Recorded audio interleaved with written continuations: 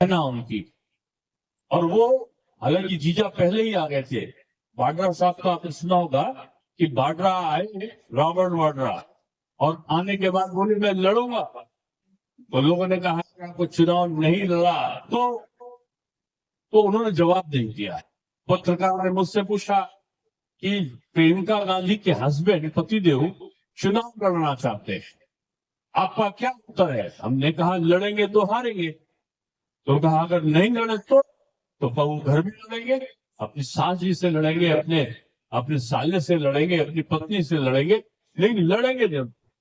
ये कांग्रेस का परिवार इस प्रकार का परिवार है कि ये केवल परिवर्तन पार्टी को सीमित करने वाले लोग हैं।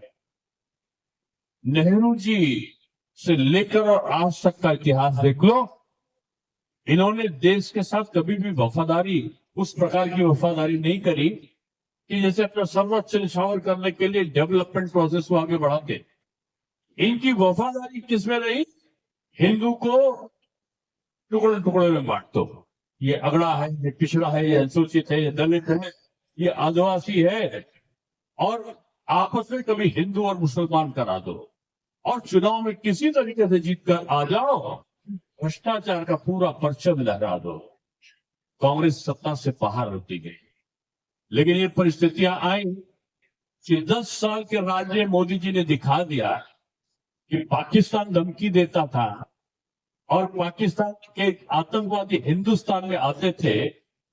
आने के बाद में यहाँ पर कभी संकट मोचन पे विस्फोट, कभी कभी मुंबई में विस्फोट, कभी कभी कहीं आके कश्मीरी लखनऊ में विस्फोट, कभी अक्षरधाम पे विस्फोट, यहाँ पर आके आतंक करके, और जाते थे तो कश्मीर के हजरतपुर में बिरयानी खाते हुए, टहलते हुए दामादों की तरह अपनी अपनी अपनी कर्जदारी कराकर और हिंदुस्तान से पाकिस्तान चले जाते थे।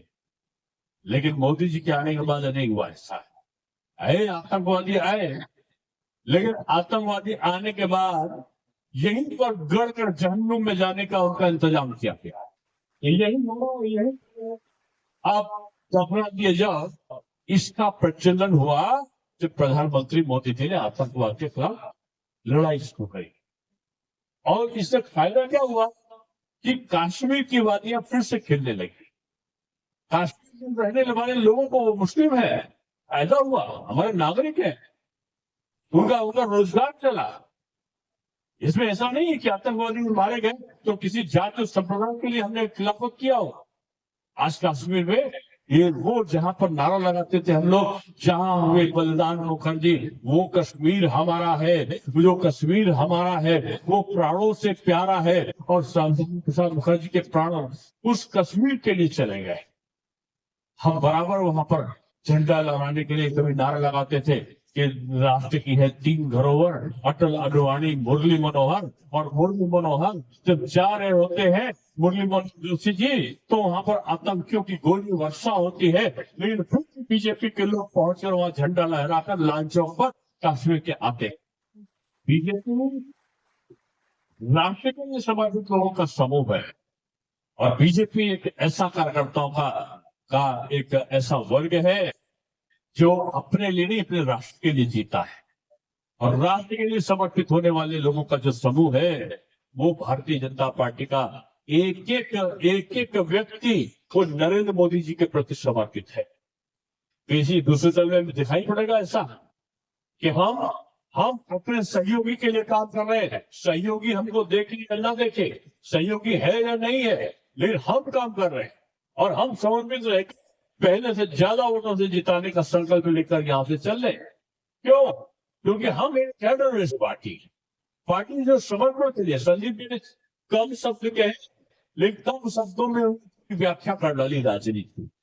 उन्होंने कहा कि हम लोग ये संकल्प लेके जाएंगे कि यहां से हम जिताकर मोदी जी के अकाउंट में एक वोट यहां से जमा करेंगे।